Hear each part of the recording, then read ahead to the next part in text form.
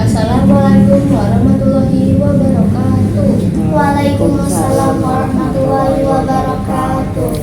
Perkenalkan, nama saya Nadira Arif Darsono dari SDN Kandakan 1 Kota Cirebon. Pada kesempatan kali ini, saya akan menceritakan buku cerita dengan judul Abdullah bin Mas'ud.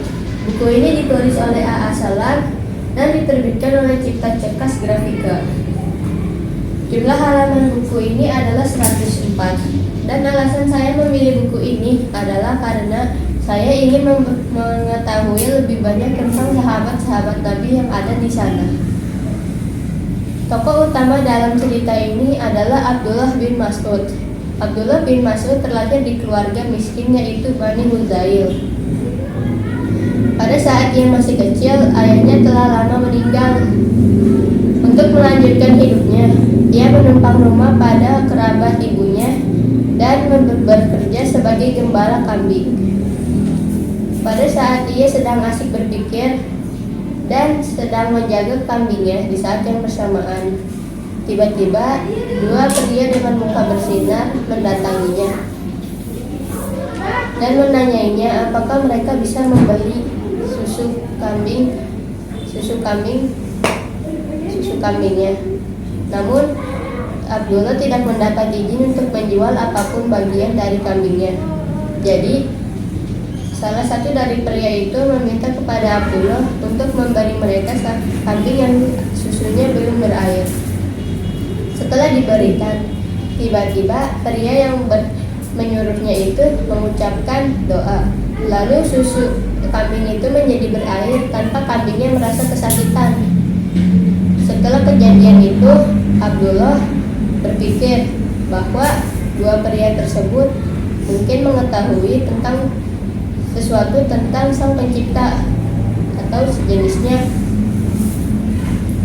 Lalu ia meminta izin kepada majikannya yaitu Uqban agar ia bisa berhenti dari pekerjaannya.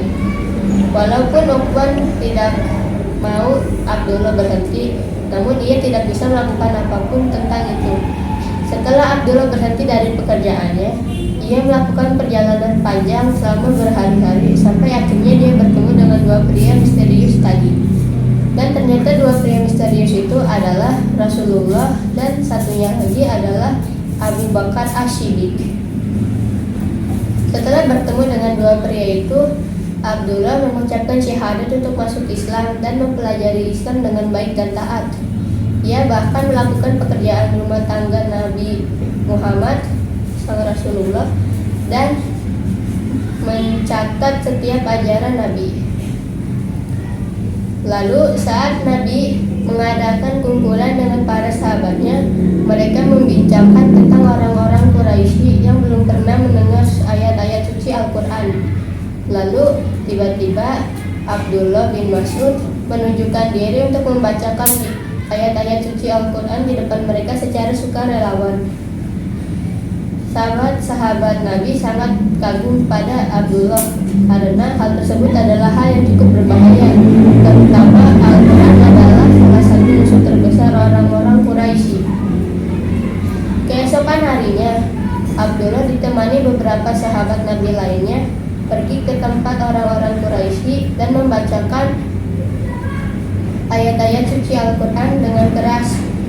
Orang-orang Quraisy di sana sangat marah. Setelah Abdullah bin Mas'ud selesai membacakan Al-Quran, mereka langsung pergi secepat mungkin agar tidak terjadi apa-apa. Beberapa saat kemudian terjadi perang besar yang sangat hebat dan Abdullah terlibat. Dalam perang tersebut, Abdullah bin Mas'ud berhasil memenggal kepala Abu Jahal. Dia melapor hal ini kepada Nabi Muhammad.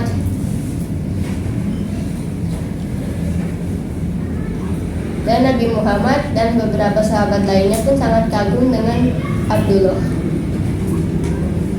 Setelah peperangan itu, Nabi Muhammad bahkan sampai mengakui kalau Abdullah adalah salah satu sahabatnya yang paling ahli dalam Al-Quran. Setelah beberapa saat setelah kejadian peperangan besar itu, akhirnya Nabi Muhammad Shallallahu Alaihi Wasallam pun wafat pada umurnya yang ke-60. Lalu setelah itu Abdullah bin Mas'ud pindah ke Kufah untuk menjadi bendahara sekaligus pengajar dalam bidang agama. Saat ia sedang mengajar, tiba-tiba Khalifah Utsman mengabari pada Zaid bin Sabit untuk membantunya dalam menyalin Al-Quran untuk disebarkan kepada beberapa provinsi dan negara lain. Namun Abdullah yang mendengar kabar itu tidak setuju karena menurutnya dialah yang berhak untuk melakukan itu. Dan hal bertambah buruk karena gubernur kota Kufah yang tidak benar karena telah melakukan korupsi. Karena hal itu, Abdullah pun sangat menentang gubernur itu dan menyuruhnya untuk berhenti melakukan korupsi. Namun gubernurnya tidak peduli. Rakyatnya tidak bisa melakukan apapun tentang hal itu. Namun murid-murid Abdullah sangat mendukung Abdullah. Setelah beberapa saat perdebatan Abdullah terhadap gubernur kota Kufah menjadi semakin panas, dan akhirnya Khalifah Utsman menyuruh Abdullah bin Mas'ud untuk kembali ke kota Madinah. Mendengar hal itu, gubernur kota Kufah pun menjadi sangat senang dan bahagia karena itu sebuah kemenangan besar untuknya. Walaupun berat dan sakit untuk murid-murid Abdullah, tapi mereka tidak punya pilihan selain membiarkan Abdullah pergi ke kota Madinah. Saat Abdullah sampai di Madinah, Khalifah Utsman mengajaknya ke dalam rumahnya untuk menyelesaikan konfliknya, yaitu tentang persalinan Al-Quran. Di situ Khalifah Utsman menjelaskan kalau alasannya dia menyalin Al-Quran adalah agar orang-orang Islam di luar sana tahu aturan-aturan agama dan memahami ajaran-ajaran yang ada di dalam Al-Quran.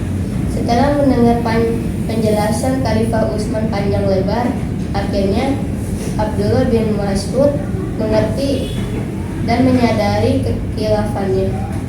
Setelah itu dia melanjutkan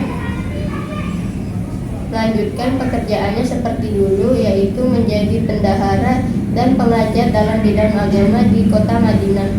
Lalu Abdullah bin Mas'ud akhirnya wafat pada umurnya yang ke-60. Dan itulah akhir dari cerita Abdullah bin Mas'ud. Cerita ini mengambil latar waktu, yaitu setengah hidup dari Nabi Muhammad sampai akhir hidupnya Nabi Muhammad, dan mengambil latar tempat berupa kota Madinah, Mekah, dan kota Kufah. Tokoh dalam cerita ini adalah antara lain adalah Abdullah bin Mas'ud, Nabi Muhammad SAW, Abu Bakar As-Siddiq, lalu Khalifah Utsman, Zaid bin Sabit, dan Zaid bin Sabit. Buku ini menarik karena mereka memberitahu tentang sebagian kehidupan dari Abdullah bin Mas'ud. Jangan lupa membacanya karena buku ini sangat menyenangkan. Terima kasih telah menonton video saya. Sekian video ini untuk bahan literasi. Wassalamualaikum warahmatullahi wabarakatuh.